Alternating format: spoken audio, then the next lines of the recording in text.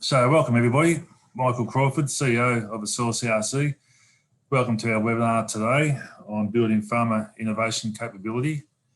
I'd like to begin by acknowledging the traditional custodians of the land upon which we meet, wherever we are across Australia and elsewhere. And I pay my respects to our elders past and present. The Soil CRC, for those who aren't familiar, is a collaborative research effort between academics, researchers, industry, farmers, farmer groups across Australia and New Zealand, with the purpose of undertaking soil-related R&D that helps farmers to improve their management of soil and in turn to build and drive their productivity and profitability. We have 40 partners in total, including 8 universities, 4 state government agencies, a range of industry groups, and importantly, 20 farmer groups or 20 grower groups from across Australia. And you'll hear a bit more about the work of some of those groups today. We have funding from the Australian government for 10 years. We're into our 4th year now of the CRC.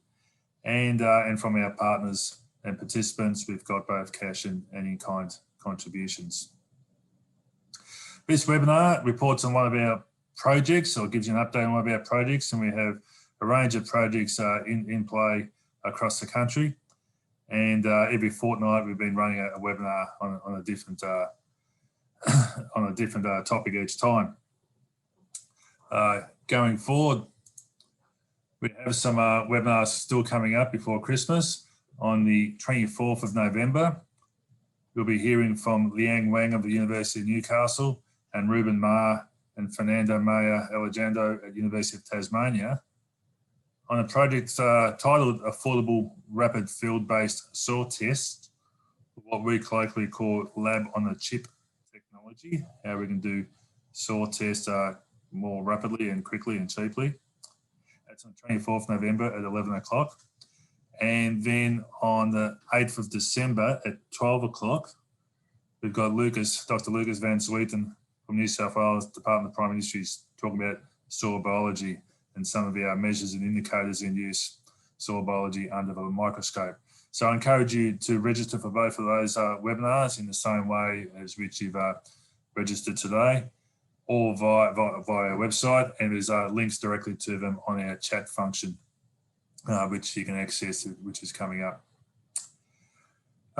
Today's webinar is being recorded. You will be able to access it and view it at your convenience from in a couple of days' time onwards, as you can with all the previous webinars. And in turn, you'll be able to share it with colleagues for those who haven't been able to make it here today. The way of the work, I'll finish talking in a minute. I will introduce David and Phillip Guthrie to speak, and they'll speak for 20 to 25 minutes. Then we'll have time for questions and answers at the end.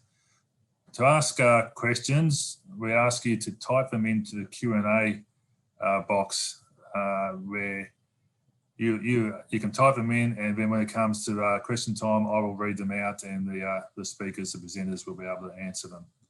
And hopefully we be able to get through all the questions in time to finish around Q2. So without further ado then, come back to today's topic, building farmer innovation capability. It's a project that's led by Professor David Falepau at Sturt University. He's a professor in agricultural business management.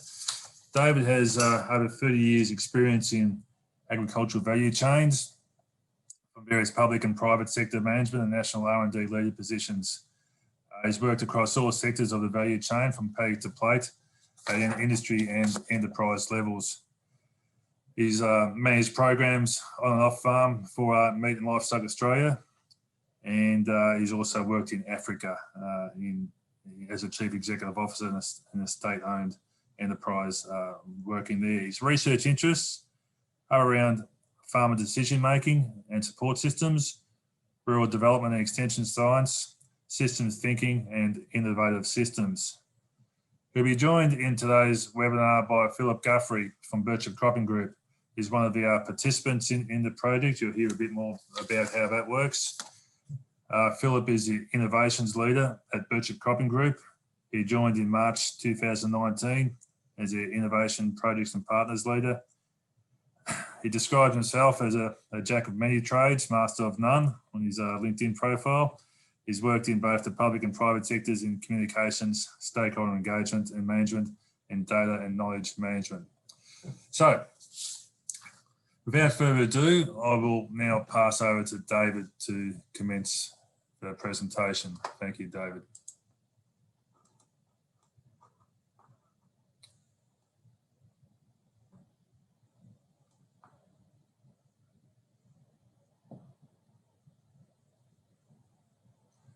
Okay, we can see your screen, but we can't hear you talking. Got the presentations up? Now we can hear you and we can see you. Thank you. Wonderful. Look, welcome everyone. Thanks very much, Michael, for the introduction. Today I just want to take you through one of the Soil CRC's programs to build innovation capability. Look, the program's actually titled Addressing Barriers to Adoption, Building Farmer Innovation Capability. So today I want to take you through, I guess, first of all, why the notion of the need to address barriers to farmer adoption. Then talk about innovation capability and what that actually constitutes and how you build innovation capability. I'll then give you a bit of a snapshot of the Soil CRC pilot project that we've just completed to build farmer innovation capability.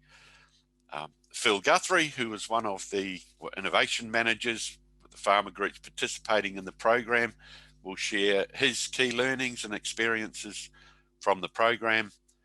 Then we'll talk about key learnings from the whole program and what the next steps are, because we're actually moving on to a second phase of this program to continue to build farmer group or farmer innovation capability. And then, as Michael mentioned, we've got some time for questions and answers. So the first thing I wanted to address was this whole notion of barriers to farmer adoption and why we talk about and why we would have a program to build innovation capability as a means of addressing barriers to adoption.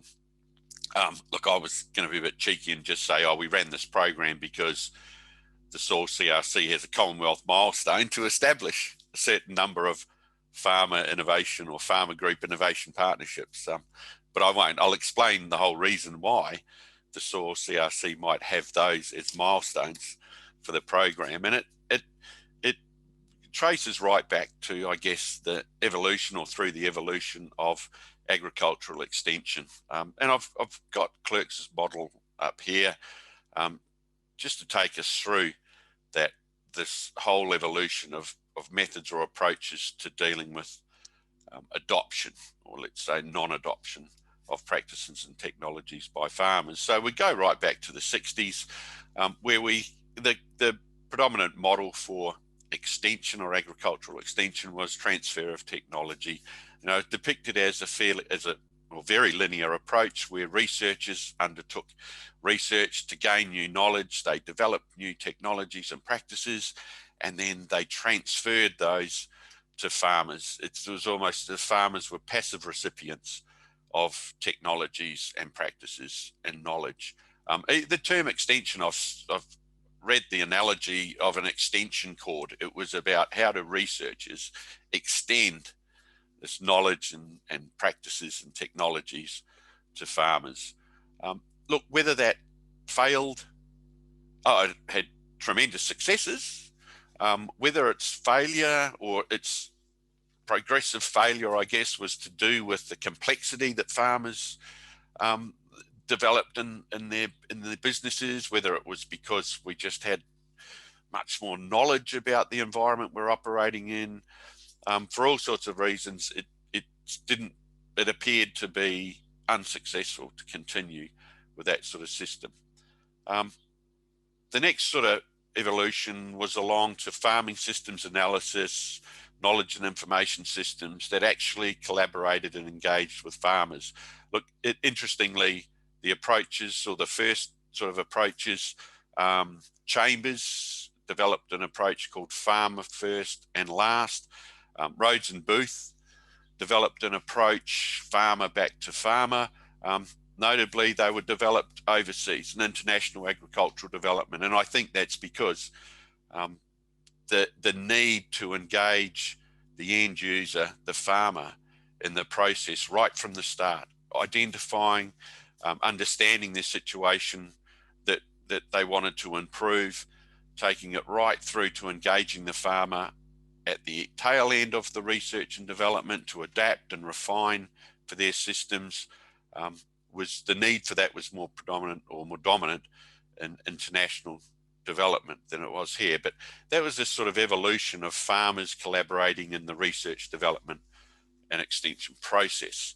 And then moving through to today, where we're considering to address farmers' non-adoption, or in fact, so it's not really an issue, it's by creating an environment within which farmers themselves engage or undertake the innovation or drive the innovation of technologies and practices and knowledge that can improve their situation.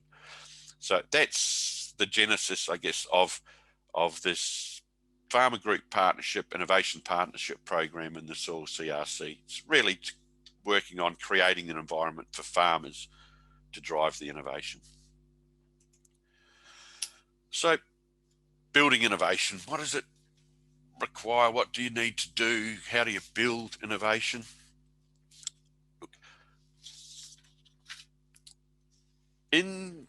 faced with the same situation in the red meat processing sector, actually, Christine Pitt, General Manager for Meat and Livestock Australia, leading red meat processing sector research and development, actually undertook she did a PhD with running a project I best called participatory action research over quite a number of years. The methodology she referred to as a systems inquiry and intervention framework. But look, it was largely consulting with industry, with all the stakeholders in that sector engaged in research, development and extension, understanding their situation, and through an action learning or participatory action research type process, developing an approach, a program to address innovation or lack of innovation and adoption in that sector. So Christine, and this is the model that we looked at and thought, how can that inform our approach? How could that inform our approach to dealing with barriers to adoption, building innovation with farmers around soil stewardship? What Christine sort of discovered was that the key things that she does is that innovation doesn't occur serendipitously or in a vacuum. It actually requires the organisations or businesses to implement systems, to invest and implement systems, to actually build the capability to innovate within their organisation, and to build culture, and a culture in the organisation conducive to innovation. So Christine developed, through this whole action research approach, a partnership program to build innovation within the red meat processing sector. So their program, it ran over many years. They part funded or resourced an innovation manager within each of the partner organisations. They trained those people in innovation systems with experiential peer-to-peer learning, established and implemented an innovation system within each of those companies, and then developed an innovation strategy signed off by the company. And then over time, through the implementation of that, they developed and built the culture within each of those organisations for innovation. The most immediate outcomes were the development and implementation of the innovation systems within each of those companies. And over the long term, through continued operation of the innovation system, continued investment in innovation, they built the culture within those organisations for innovation. So look, that was the basis of the program that we sort of generated our ideas off for our particular pilot. Now, before we go on to our project specifically, I just want to take you through, I guess, the key elements of innovation. What does an innovation system look like, and perhaps explain a little bit of the jargon, and then the importance and what we mean by capability and culture for innovation. So look, the first thing we talk about an innovation system.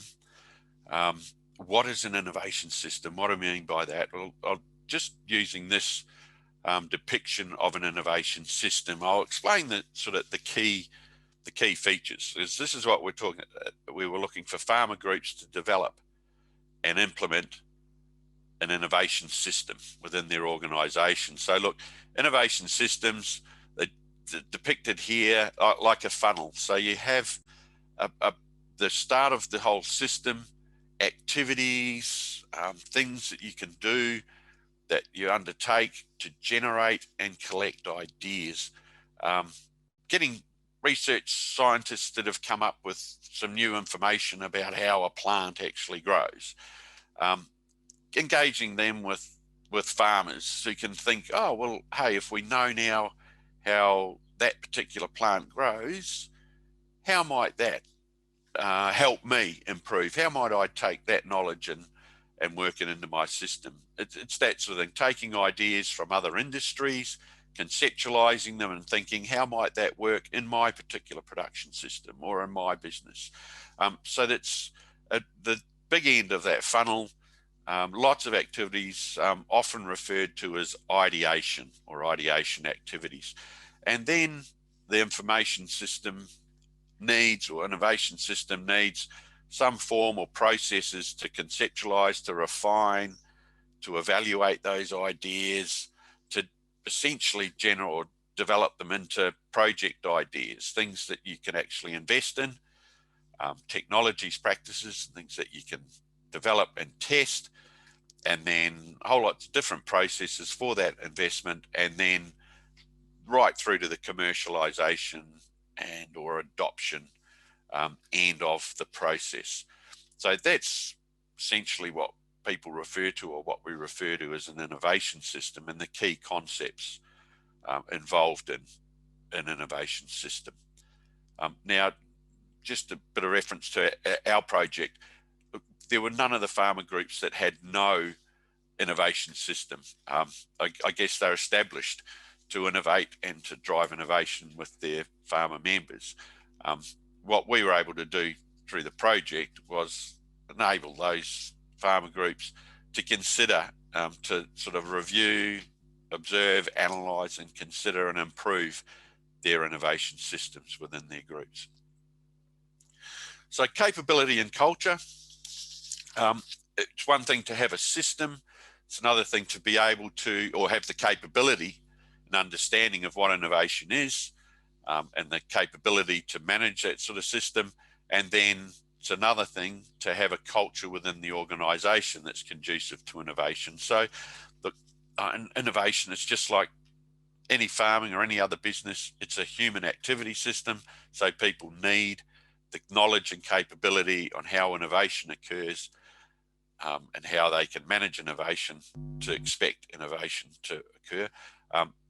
Then you need the organisational culture conducive to innovation, and it's suggested that culture is actually built up over a period of time, and sometimes a long period of time, and it's a result of continued investment in an environment of risk and uncertainty. So it's a bit of understanding and accepting failure. In fact, very innovative cultures consider failure to be the keystone to moving forward and improving. So there's just that whole culture of taking risks, materializing some of those risks, succeeding and going again and investing, that builds up a culture in an organization for innovation. So look, the Meet Look Christine's program ran over many years. As I said, some businesses actually developed very strong cultures towards innovation. One business actually even spun off an innovation company as part of its business. So culture evolved over quite a period of time through their involvement in the program. So on to our pilot, and I guess I'm calling it a pilot because, as I said, in the Christine Pitt's model, it was a research project. It was action research over a number of years to evolve a program. We had 12 months. So it wasn't, we weren't set up as a research project specifically. It was more set up as a pilot to pilot some of the concepts from Christine's innovation capability model and see how it would work with farmer groups within the soil CRC. So I'll refer to ours as a pilot. Look, we based it on we had a 6-month preliminary project in 2018 where we fleshed all of this out. We reviewed all the literature. We looked at this red meat processing sector innovation model. We developed some training material, and we consulted with some farmer groups, 5 or 6 farmer groups, to design our pilot program. We actually had 2 of the farmer groups that participated in that consultation came through into our innovation pilot. We called for expressions of interest, and that's how we got the farmer groups. So the key elements of our pilot program came from the red meat innovation program. Our aims were mainly to drive or facilitate farmer innovations to improve soil stewardship, and for ourselves to understand a bit more how farmers, through farmer groups, as end users, could in fact drive innovation and soil stewardship more directly themselves.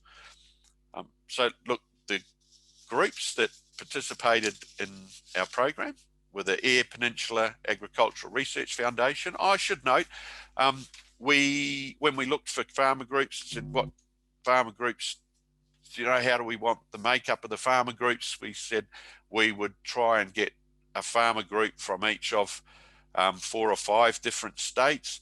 Look, and this was in part to, again, it's part of ideation, to create an environment. So we would have innovation managers from very different production environments, all working together, which is one of the approaches to ideation.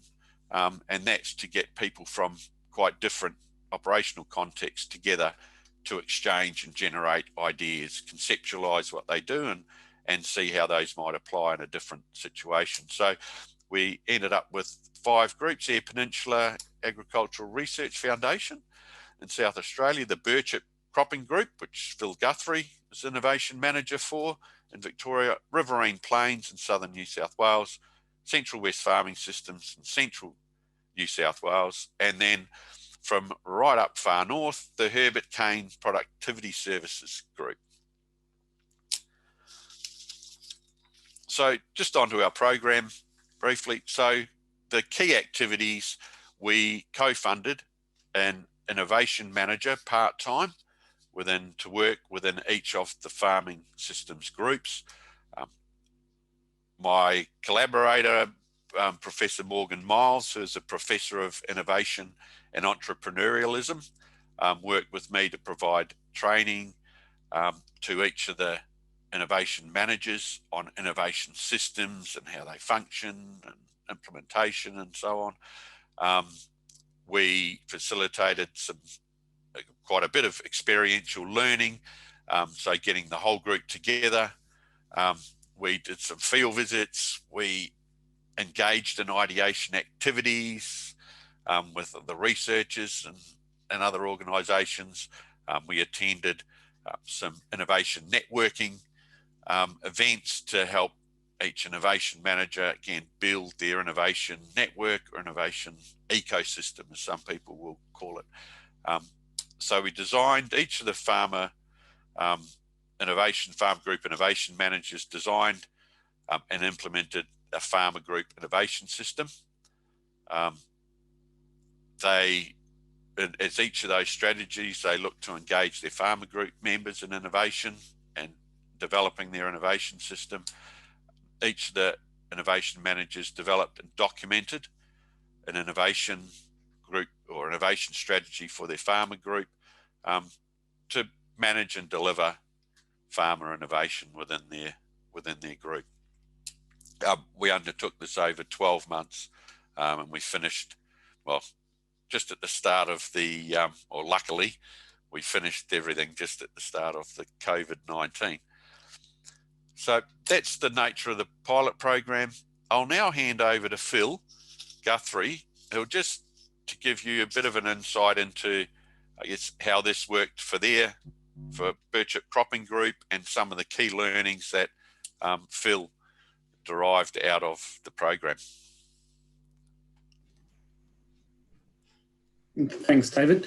I think to start with, our intent in being involved in the process, or our interest in being involved in the project, has really been generated by the rapid change in the sector at the moment.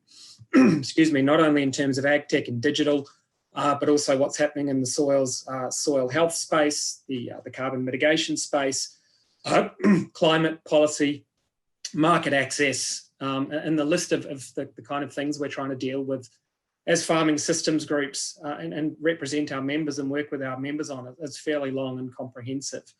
You also look at what's coming out of the federal government, what came out of the Ernst & Young Innovation Report 2017-18, the RDC review at the end of last year and the start of this year, and the National Agricultural Innovation Policy Statement and National Agricultural Innovation Agenda. Reiterate the role of farming systems groups like BCG in the agricultural innovation space. They really propel us forward and into an area that we've not necessarily inhabited before. And coming up to speed with that, developing skills in that space was really important to us. The scope and scale of the change and the limited resources available to us means we need to have a very clear strategic focus on those innovations that are going to deliver dividends to our members, and they're going to support their efforts and the industry's efforts to become more productive, profitable, and sustainable. And given all of this, it was very clear to us that we needed to start building our capability in this space and formalise our approach to innovation.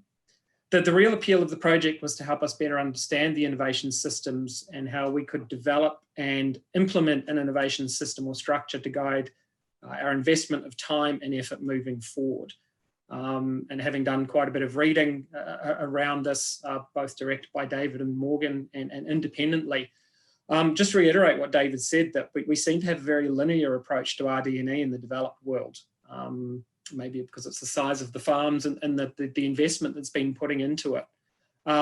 Whereas in the developing world, they have this much more ground up approach where farmers themselves have a much greater say in what the research is going to be delivering and in the priorities that are going to come out of it. And I think that was backed up by the RDC review again, that kind of identified that there was a widening gap between RD&E and that was required in the RD&E that was coming out. So again, part of our intent was to be able to close this gap and for purely selfish reasons as well. In doing so, be able to maintain and increase our relevance to both our members and stakeholders. It was very much an opportunity to learn about the theory behind building a grower group innovation system and in some senses de-risk it. So I agree with David that you need to take risk, but given our limited resources of time and finances, we need to have a culture of managed risk. We can't afford too many failures. And again, I can't afford too many failures. Otherwise, I'm not going to be here terribly long. So we need to put some boundaries around the scope and scale of innovation. And there's also a very real risk that we've potentially strayed into previously, that if we push too far ahead, that if we innovate too hard, too fast, and are not necessarily following along with our members in the industry, we lose relevance. And we kind of stray out into territory that we don't necessarily want to be in. So we need to ensure that portfolio is focused, has a clear real world outcome to it, and is very well communicated to our members and also our stakeholders. As part of the project, this project really supported our ability to engage with our members and our stakeholders. I come from, as Michael said, a communications background, stakeholder engagement. So validating what we were thinking, identifying our member priorities and our stakeholder priorities and putting those on the table was always going to be the first step of this. Having some additional resources from the project, some additional information from the project, and particular guidance in terms of what that needed to look like was absolutely fantastic, and has certainly helped us produce an innovation strategy that was light years ahead of what we probably would have been able to do previously. Well, I think we could have done it, but it would have taken us a hell of a lot longer, and there would have been a lot more risk involved in it. So as part of that program of member and stakeholder engagement, we surveyed in-depth interviews with 5% of our members and 20 key industry stakeholders, RDCs, CRCs, major grains industry organisations, to identify the issues, challenges, interests and priorities that they saw facing the industry, and help narrow the range of priority areas for further investigation. The research was presented to the board, has been very well received, and we've got a recommendation to continue with this annually, to continue to identify that the innovations we're putting in place continue to align with member and stakeholder need. The innovation strategy itself was presented to the board shortly afterwards, and has been unanimously adopted. And the innovation strategy is now being incorporated into the organisational strategy, which is in the process of being finalised. Our innovation strategy has 4 pillars. Obviously, the first being around increased engagement, so keeping our finger on the pulse of what's happening. Our members also articulated a very strong interest for us to be horizon scanning, bringing them opportunities, identifying existing new or potential new research, development, extension, adoption and commercialisation opportunities, which is the new RD&E with some added steps to it. And when we started surveying them about what they thought we should be looking into in the future, a very strong response to us was that that was part of our role. It wasn't necessarily to be following the trends, it was to be leading the trends. The second pillar to the strategy is the notion of special interest groups, bringing together farmers into communities of practice and enabling farmer-to-farmer learning about specific topics. So we've put in a number of applications over the last 6 months around forming a soils special interest group, bringing together farmers with different interests in things like soil amelioration, increasing soil carbon, controlled traffic farming, regenerative agriculture, et cetera, to help build that conversation, build an evidence base, in particular for us to build a scientific evidence base, so to test some of the assumptions and some of the noise that's being made around things like regenerative agriculture, identify what works in this part of the world, what works in a medium to low rainfall zone, and what our farmers can apply in a sense that's going to be productive and profitable for them. The third pillar was around organisational and business model innovation. So what do we do as an organisation?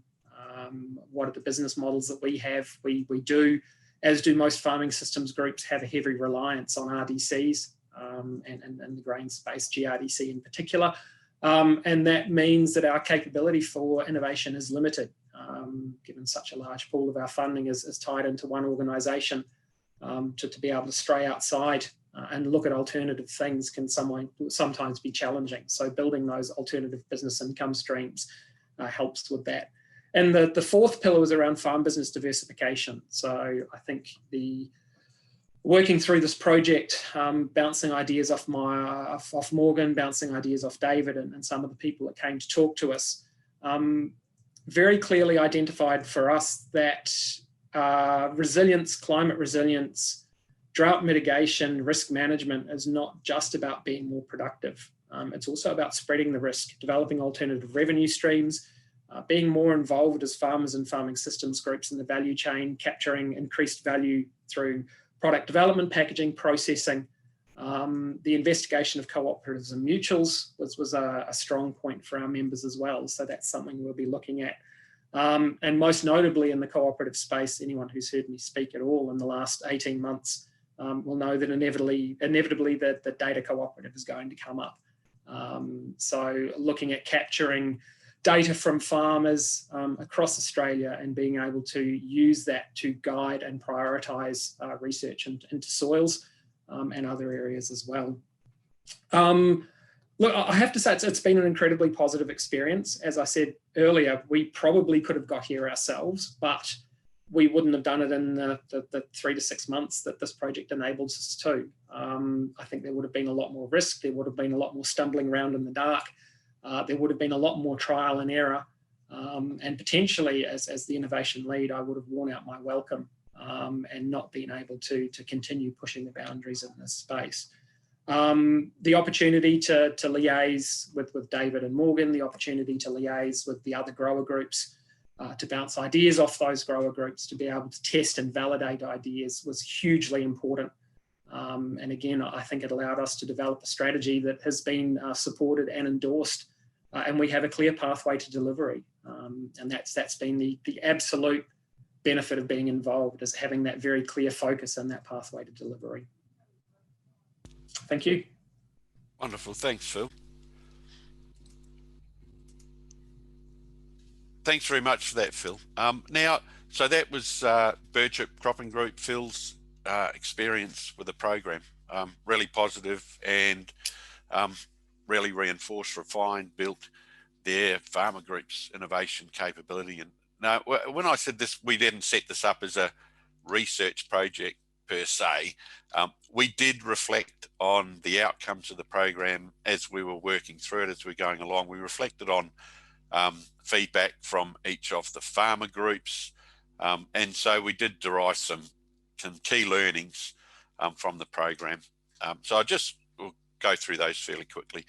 So look, all of the innovation managers increase their knowledge and understanding of innovation systems. So the notion that you need to train people need to be trained to understand and implement innovation systems, was really reinforced through the program.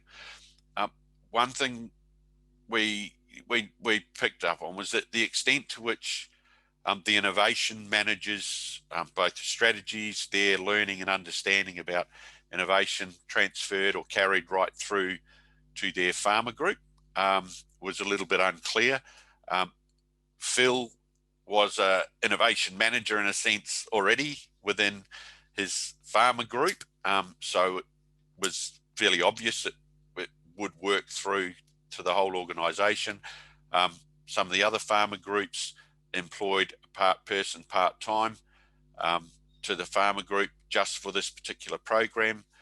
So we didn't observe or weren't able to understand or observe how much the innovation or their work, knowledge and understanding actually did go through to the rest of the organisation. One of the farmer groups actually, by the way it operated, had a very well-established innovation system, very well-resourced innovation system as it was.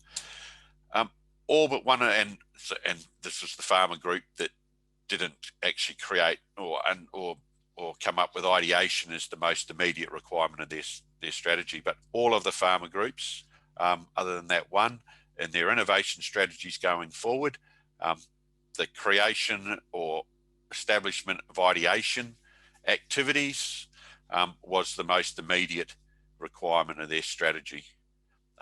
And some of them resourced that as part of this project. The third reflection was, look, 12 months isn't sufficient. When we think about culture, and we've said it develops over time through successive or repeated investments and running through that innovation cycle, 12 months isn't sufficient really, even conceptually, to follow something through right from ideation right through to commercialisation and adoption within the farmer groups. And then the last real innovation or reflection revolves around this being part of a soil cooperative research centre program, which we always, I guess, had the intention or the desire that farmer groups would innovate and come up with innovation specific to improving soil stewardship. But the nature of innovation and ideation is that you have to have a process where you diverge, you don't restrict your thinking to one particular aspect of your business, or where innovation might improve your business. And so we I guess couldn't expect that unless we directed it, we would have innovations occurring that were specific to soil. So look, so none of the farmer groups know specific soil innovations materialised directly attributed to this program, but we can see that by improving the farmer group's capacity for innovation and establishing, refining, improving their system to facilitate innovation, should assist and will assist in the commercialisation and adoption of soil-specific innovations that are being developed by other parts of the soil CRC, other programs within the soil CRC. So can I just add to that, David? Sorry, I think... Yeah, sure. I'm not sure you're giving yourself enough credit in that space, because in terms of BCG, this project directly resulted in a number of bids going out through NLP this year, a number of bids going into the Future Drought Fund this year, and there will be a number of bids or collaborative bids coming into the soil CRC through the next round that wouldn't have happened without this project. I think when you're in an environment that any innovation we take, we have to find funding for, it kind of makes sense that constraint exists. If we had unlimited resources, then we could have spun quite a bit out of this. But we have to find funding to make this happen. But you will see the results of this project and various funding applications over the next 6 to 12 months. Great. Thanks, Phil. Look, I'll take all the credit I can get. Thanks for that. Okay, so next steps. So as I said, this was we had a 6-month project where we conceptualised and built this 12-month project to pilot this approach to building innovation capability. We're now going on to a third phase, and that is to run the same program, Farmer Group Innovation Partnership Program, but for a slightly longer time period, over 18 months. It will still involve funding part-time and in a Farmer Group Innovation Manager. The difference this time is we're asking farmer groups to come to the program with an identified R&D provider as a partner from the soil CRC. So inherently they will have a soils focus. So we will train the innovation manager and innovation systems. We'll help them design, develop and improve their farmer group's innovation system. But this time we expect with a R&D provider partner from the soil CRC, we might see the acceleration of the development and adoption of a soil specific innovation or innovation specific to improving soil stewardship. Just a few references from this presentation, and there are my contact details if anybody would like to follow up and discuss anything that Phil or I have presented today. With that, I'll hand back to you, Michael. Yeah, thank you, David. Thank you, Philip, for a most engaging, informative presentation. And it really does strike a chord with me. And before I expand upon that, I'll encourage people to ask questions by typing them in the Q&A box. We've got a couple of questions there now, but please type them in. The concept of a cooperative research centre is that it is about industry and researchers working together.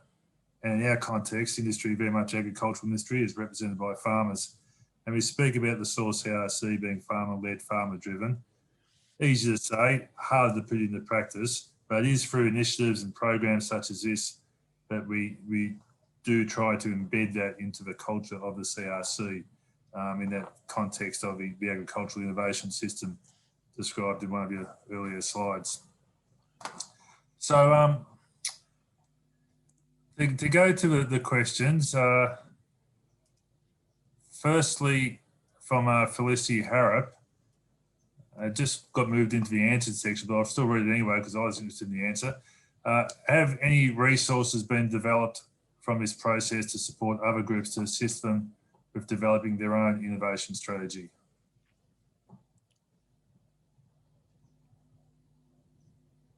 No, not specifically. So only I guess the materials, the resources that we had developed already to provide the training to the innovation managers. So my follow-up question to that would be, David, is that something to think about in the future to expand the reach, the learnings, the obvious beyond the actual direct participants of the project? Yeah, we could. Okay. So I think, so just in terms of my comment there, we had some very vigorous debate about the innovation systems that were presented and what from those could be applied in an agricultural context. Again, if we were not resource constrained, if we were a corporate, which I think is where a lot of these materials came from, it would be much easier for us. And yes, I think a lot of what was presented could be spun out. But I think there's quite a bit of work required in the innovation sector as a whole to better understand the limitations on farming systems groups and adapt innovation infrastructure to suit that, to enable us to be able to do so. And I think, as I said, I would hope that during the next phase of the project, that was something that we worked on collaboratively, because I think this is something that could benefit all farming systems groups across all industries. And those resources, being able to share those resources, being able to share our experiences with them can only be good for the industry as a whole. Thank you, Phillip. I'll move on to the next question, and keep yourself on video there, Phillip. Might be other questions for you to answer. Are farmer groups who are not already source CRC participants encouraged to get involved? Listen, I'll probably have a go at answering that as a CEO. Yeah. Just the nature of the CRC, the first option, first preference is being given to those participants who have made commitments to the CRC, contributions both in kind and cash, to have an opportunity. And as we move to the next stage, we look to expand that option to other farming systems groups in the CRC, of which we have 20, beyond the original 5 that were engaged. But if there's others out there, let us know if you're interested, and we can potentially talk about something in the future. So moving on, Brad Deegans, does having existing organised farming groups make the process of stimulating innovation partnerships much easier? How does one do this for groups of farmers with far less appetite for innovation?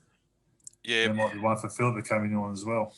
Yeah, Brad, absolutely. And that's sort of one of the questions that we want to grapple with or tackle with this next phase. And that is around, so remember, the approaches to innovation and the partnership model that we looked at from the red meat processing sector was dealing with, and it was building innovation in what the management literature will refer to as the firm.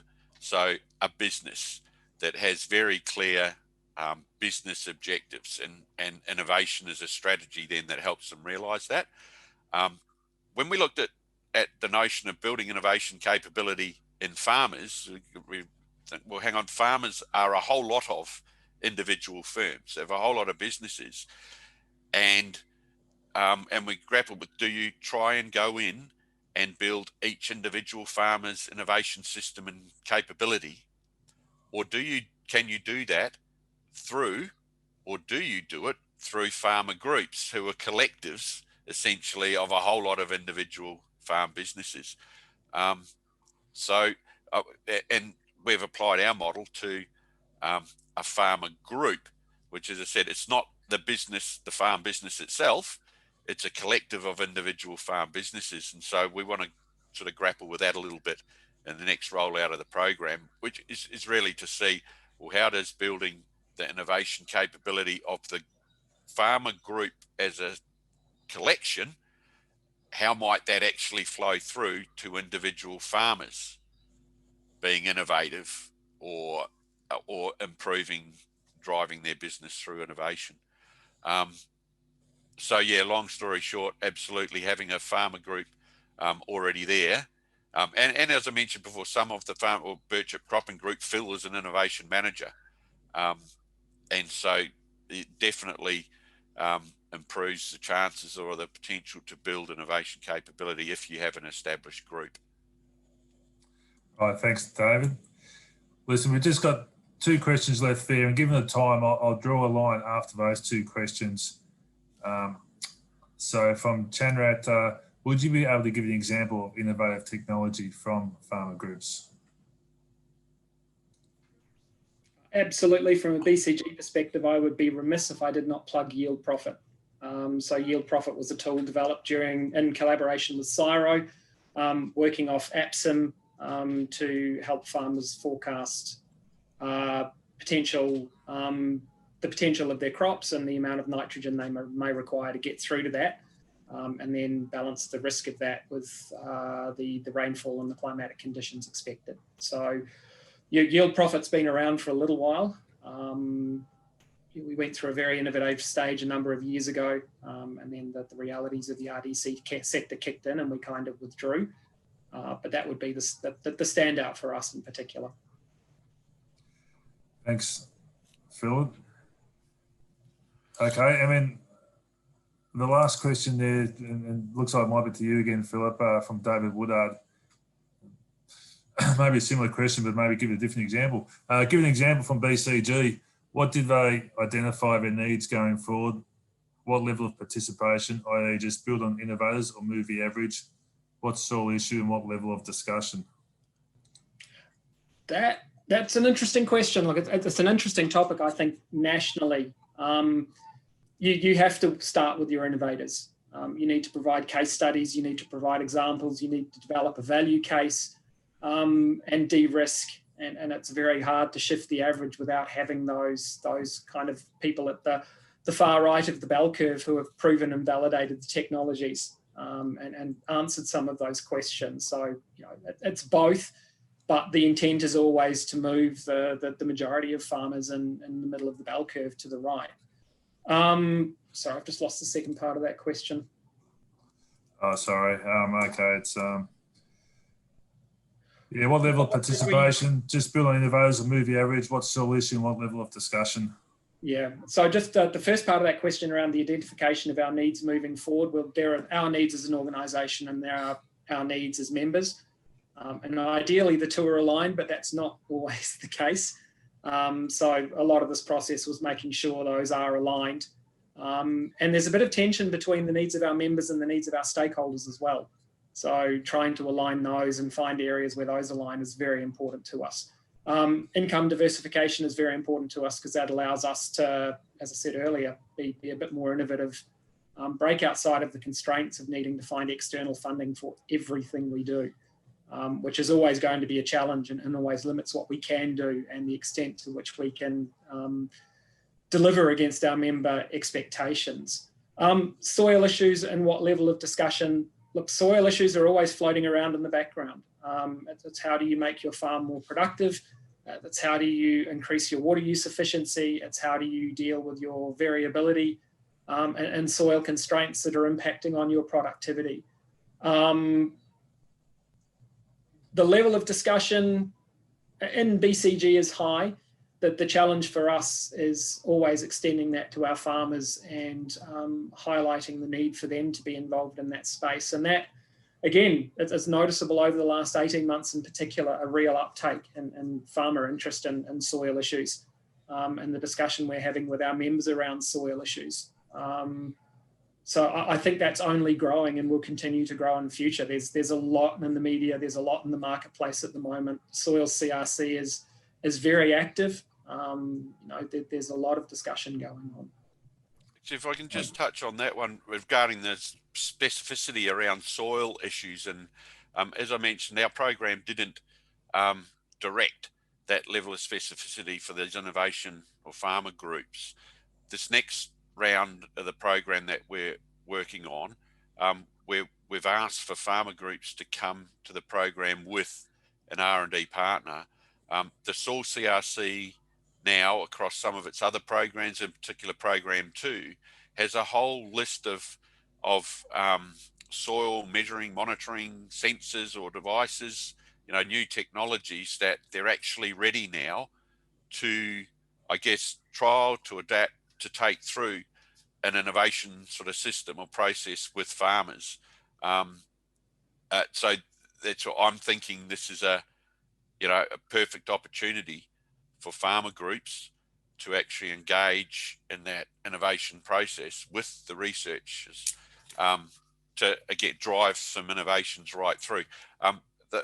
Those researchers and soils didn't start in a vacuum. They went out and asked farmers, what sort of things would you like to be able to measure if you could to improve your soil stewardship. So those researchers have gone and done that.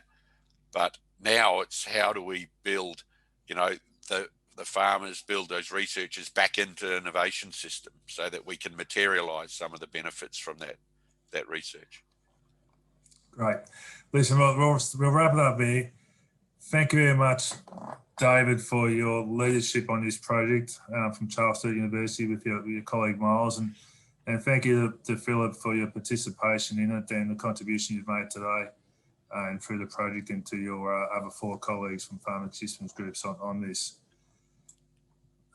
To finish off, I'll encourage you to follow up with David if you have any more questions. Watch out for further webinars, further information both on this project and others through our website, which obviously you've gone to register for this webinar. Follow us on Twitter at SourceARC, connect with us on LinkedIn at SourceARC. This and other webinars are available on our YouTube channel at SourceARC. So without further ado, I'll leave it all there. Thank you again, David and Phillip. Thank you everybody for your participation. See you later. Thank you.